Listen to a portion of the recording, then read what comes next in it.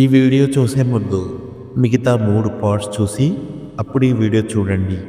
మీకు ఈ కథ పూర్తిగా అర్థమవుతుంది.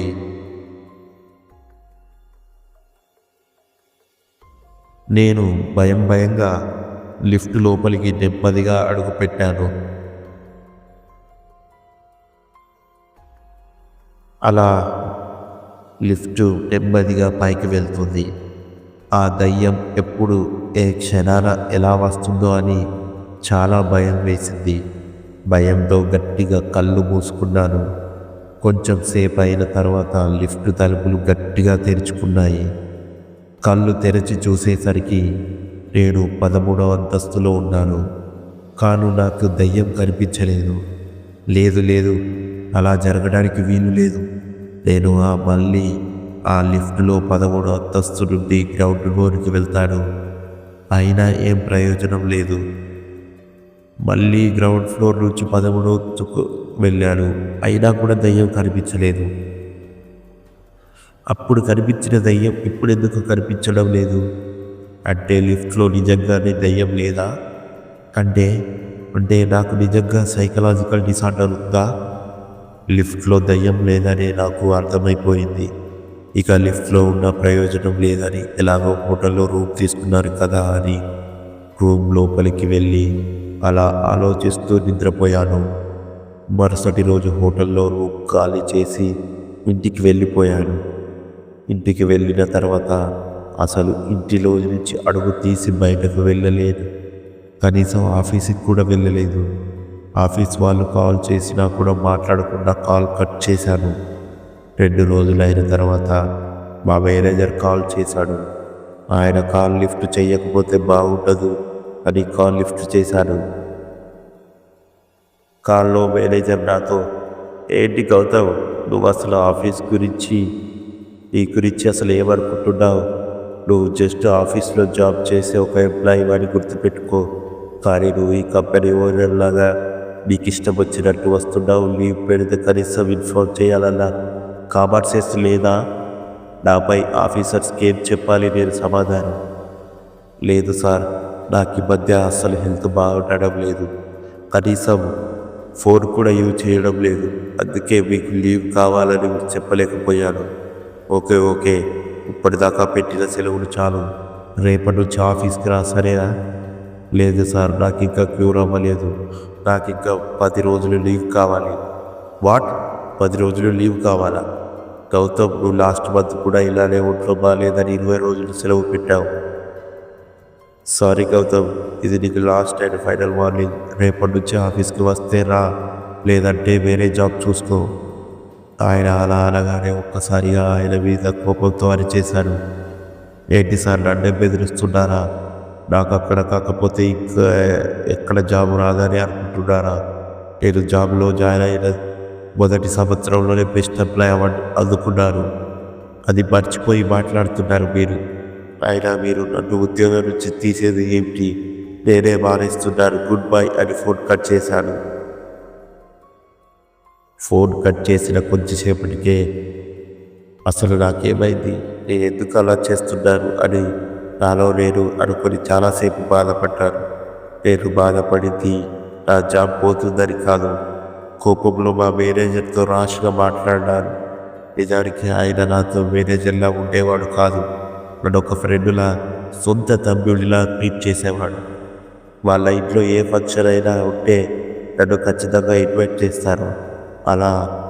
అలాంటి మేనేజర్ గారితో నేను ఎందుకు ఇలా మాట్లాడానని చాలాసేపు బాధపడ్డాను. 2 రోజులు గడిచిన తర్వాత రోహిత్ గారు మా ఇంటికి వచ్చాడు. వాడిని చూడగానే నాకెందుకో ఎక్కడ లేని దుఃఖం వచ్చేసింది. వాడిని గట్టిగా కౌగిలించుకొని ఏడ్చేశాను. గౌతమ్, నాకు ఏదో అయింది రోహిత్. ఏం జరుగుతుందో ఇలా బిహేవ్ చేస్తున్నారో నాకు తెలియడం లేదు. నేను పిచ్చోడిని అయిపోతానేమో అని భయంగా ఉందిరా. ఇంట్లో ఎప్పుడూ లేనిది నిన్న అమ్మ మీద కూడా అరిచేశాను. మన మేనేజర్ని కూడా చాలా మాటలు అన్నాను. రే, ఎందుకురా ఏడుస్తున్నావు ఆడపిల్లగా? నీకు మేము లేవా ఏంటి? నాకు తెలిసిన మంచి సైకాస్టిస్ట్ ఉన్నాడు, ఆయన దగ్గరికి వెళ్దాం. ఆయన జాబ్ గురించి నువ్వేం వర్రీ అవ్వకు. నాకు మేనేజర్ జరిగింది మొత్తం చెప్పాడు. ఆయన నీతో అలా మాట్లాడినందుకు సారీ కూడా చెప్పమన్నాడు. నువ్వు వెంటనే ఫ్రెష్ అప్ అయినా మనం డాక్టర్ దగ్గరికి వెళ్దాం. కొంచెంసేపు అయిన తర్వాత నేను రోహిత్ డాక్టర్ దగ్గరికి వెళ్ళాం. ఆయన నన్ను చాలాసేపు పరీక్షించి కొన్ని ప్రశ్నలు అడిగాడు. కొంచెంసేపు అయిన తర్వాత పేషెంట్ దేనికో కొంచెం అప్సెట్ అయి ఉన్నాడు, కానీ ప్రాబ్లం ఏం లేదు, బాగానే ఉన్నాడు. సరే, ఇప్పుడు నేను సిటీ స్కానింగ్ టెస్ట్ రాశాను, వెళ్ళి ఒకసారి చూపించుకురండి. అతని బ్రెయిన్లో ఏమైనా ప్రాబ్లం ఉంటే తెలిసిపోతుంది అని చెప్పాడు. ఇద్దరం స్కానింగ్ సెంటర్కి వెళ్ళాం. అక్కడ నేను టెస్ట్ చేయించుకున్నాను. రిపోర్ట్ తీసుకొని డాక్టర్ దగ్గరికి వెళ్ళాం. ఆ రిపోర్ట్ని డాక్టర్ చాలాసేపు క్షుణ్ణంగా చూశాడు. ఆయన అలా చూస్తుంటే నాకు చాలా భయం వేసింది. కొంచెం సేపు అయ్యాక డోంట్ వర్రీ గౌతమ్, నీకు ఎలాంటి ప్రాబ్లం లేదు, నువ్వు దోనికి కొంచెం డిస్టర్బ్ అయ్యావు అంతే, నీకు అసలు బ్రెయిన్లో ఎలాంటి ప్రాబ్లం లేదు, అంతా పర్ఫెక్ట్గా ఉంది, మీరు ఇక ఎలాంటి భయం లేకుండా హ్యాపీగా ఉండొచ్చు, కానీ ఎక్కువగా థింక్ చేయకండి అని చెప్పాడు. అండ్ మీరు కొంచెం ప్రశాంతంగా కొన్ని రోజులు ఉంటే మంచిది అన్నాడు. ఆయన అలా అనగానే నాకంటే రోహిత్ గారు చాలా హ్యాపీగా ఫీల్ అయ్యాడు. డాక్టర్కి థ్యాంక్స్ చెప్పి అక్కడి నుంచి బయటకు వచ్చేసాం. అమ్మయ్య, ఇప్పుడు చాలా హ్యాపీగా ఉందిరా, డాక్టర్ నీకే ప్రాబ్లం లేదు అన్నాడు. అవునురా, ఏ ప్రాబ్లం లేదు అన్నాడు. అంటే నాకు లిఫ్ట్లో దయ్యం కనిపించింది నిజమే అన్నమాట. అరే బాబు, నీకు దండం పెడతా, నువ్వు మళ్ళీ ఎత్తావా దయ్యం టాపిక్?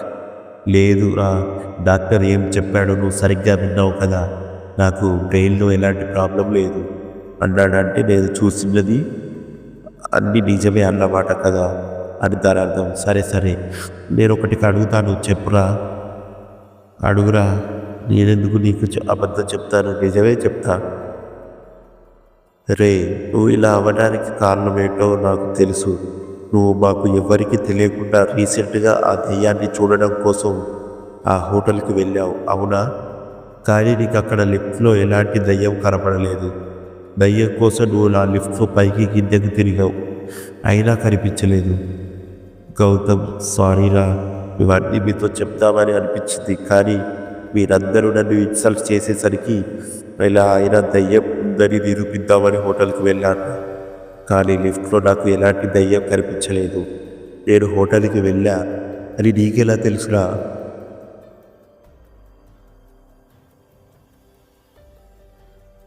ప్రశాంత్ అని చిన్నప్పుడు నాతో పాటు 10th వరకు చదివాడులే, వాడు అక్కడ సెక్యూరిటీ గార్డుగా పనిచేస్తున్నాడు. నువ్వు నేను ఎప్పుడు పక్క పక్కనే ఉంటాం. ఒకసారి నిన్ను చూసి ఎవరు అని అడిగితే నా బెస్ట్ ఫ్రెండ్ అని చెప్పా. వాడు నిన్ను గుర్తుపట్టి నాకు కాల్ చేసి మీ వాడికి మంద ఎక్కువైంది, తిరిగి లిఫ్ట్లోనే తిరిగి కిందికి పైకి అటు ఇటు తిరుగుతున్నాడు, వచ్చి తీసుకో వెళ్ళు అని కాల్ చేశాడు. లేదు రోహిత్, ఆ రోజు నేను తాగలేదురా. ఆ విషయం నాకు తెలుసు, కానీ వాడికి తెలియదు కదరా. ఒకడు తాగుబోతు అంటాడు, ఇంకోడు పిచ్చోడు అంటాడు, ఇంకోడేమో నీకు దయ్యం పట్టింది అంటాడు. మీ వాడికి ఎక్కడికైనా తీసుకెళ్ళంటారు. నీ గురించి బయట వాళ్ళకు ఒక్కొక్కరు ఒక్కొక్కలాగా అడుకుంటారు. ఇవన్నీ నీకు తెలిస్తే కదరా. సరే, హోటల్కి వెళ్ళావు, అక్కడ నీకు దయ్యం కనిపించిందా? నేను తల దించుకొని లేదురా, కనిపించలేదు. కనిపించదురా, ఎందుకు కనిపిస్తుంది? అసలు అక్కడ దయ్యం ఉంటే కదా. ఇప్పటికైనా చెప్పేది వినరా? జరిగిందేదో జరిగిపోయింది. నీ లైఫ్లో జరిగిన ఒకే ఒక్క చిన్న సంఘటన నిన్ను ఇలా పిచ్చోళ్ళ చేసింది. సరే, అవన్నీ వదిలే.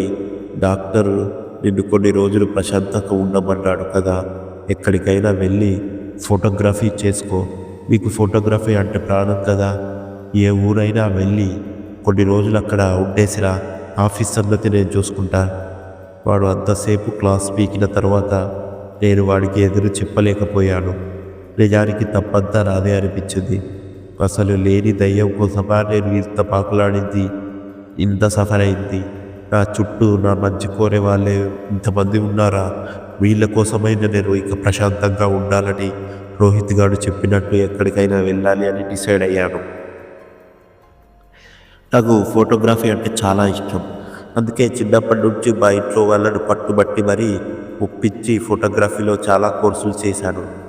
మా ఆఫీసులో కానీ రోహిత్ మేనేజర్ వాళ్ళ ఇంట్లో ఏదైనా ఫెస్టివల్ జరిగిందా, అక్కడ నేను నా కెమెరా ఖచ్చితంగా ఉండాల్సిందే. రోహిత్ అన్నట్టు నాకు నిజమైన ప్రశంస ఇచ్చేది ఫోటోగ్రఫీనే. అందుకే కొన్ని రోజులు కేరళ వెళ్దామని అనుకున్నాను. ఎందుకంటే అక్కడ చాలా బ్యూటిఫుల్ ప్లేసెస్లు ఉన్నాయి. ఎటు చూసినా పచ్చని చెట్లు, చల్లని గాలి, సముద్రం చాలా బాగుంటుంది.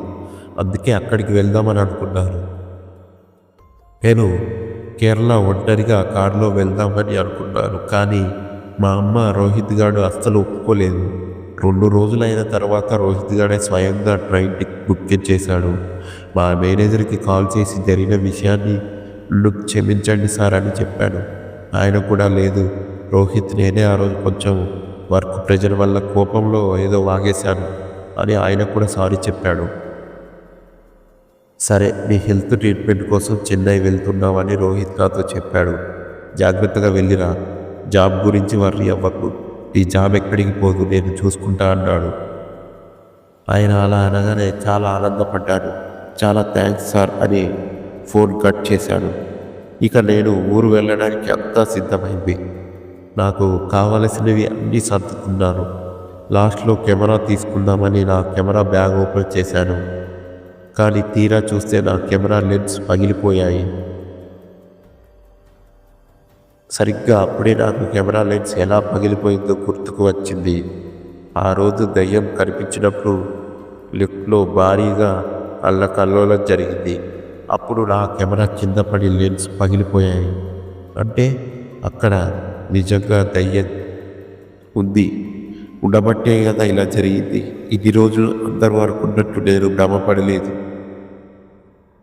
అక్కడ నిజంగానే దయ్యం ఉంది. దాన్ని ఎలా అయినా నిరూపించాలని చాలాసేపు ఆలోచించాను. అలా చాలాసేపు ఆలోచించాను, కానీ నాకు అక్కడ దయ్యం ఉంది ఎలా నిరూపించాలో నాకు అర్థం కావడం లేదు. ఆ రోజు జరిగినవన్నీ విషయాలు నేను నెమ్మదిగా గుర్తు తెచ్చుకున్నాను. అసలు ఆ రోజు ఏమైంది?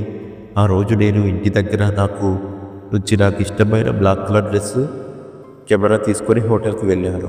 అక్కడ మా మేనేజర్ నన్ను కలిసి పైకి తీసుకొని వెళ్ళాడు. పైకి తీసుకొని వెళ్ళిన తర్వాత నేను మా మేనేజర్ అందుకుంటాం. ఒక్కసారిగా అందరూ ఫొటోస్ గురించి టాపిక్ రాగానే నేను నా కెమెరాని కారులో మర్చిపోయిన సంగతి గుర్తుకు వచ్చి వెంటనే కిందకి దిగి కారులోకి వెళ్ళి డిక్కీలో పెట్టిన కెమెరాను తీసుకొని లిఫ్ట్ ఎక్కాను. అప్పుడు నాకు అక్కడ దయ్యం కనిపించింది. ఇవన్నీ గుర్తు తెచ్చుకుంటూ ఉన్నప్పుడు నాకు ఒక ఆలోచన తట్టింది. ఆ రోజు నేను హోటల్కి ఎలా వెళ్ళానో, నాకు ఆ రోజు ఏ ఇన్సిడెంట్స్ అయితే జరిగాయో సేమ్ అవన్నీ నేను జరిగేలా చూస్తే అప్పుడు ఖచ్చితంగా దయ్యాన్ని చూడొచ్చు. ఆ రోజు ఆ దయ్యం నన్ను చూసి నువ్వే కదా అని నన్ను చంపాలని చూసింది. కానీ చంపకుండా వదిలేసింది.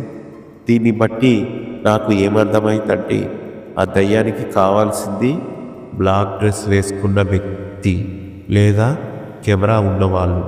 అసలు వాటికి ఆ దయ్యానికి ఏంటి సంబంధం? ఎలాగైనా కనిపెడతా, ఖచ్చితంగా కనిపెట్టి తీరుతాను. వస్తున్నా, నన్నే ఒక ఆట ఆడుకున్నావు కదూ, నీ అంతు చూస్తా, రెడీగా ఉండు దయ్యమా. ఇక తర్వాత ఏం జరగబోతుందో తెలుసుకోవాలనుకుంటే నెక్స్ట్ వీడియో కోసం వెయిట్ చేస్తుండండి. ఈ వీడియో కనుక మీకు నచ్చినట్లయితే లైక్ చేసి మీకేమనిపించిందో కామెంట్ రూపంలో తెలియజేయండి. మరిన్ని వీడియోల కోసం మన ఛానల్ను సబ్స్క్రైబ్ చేసుకోండి. Thank you for watching our videos. Please do subscribe.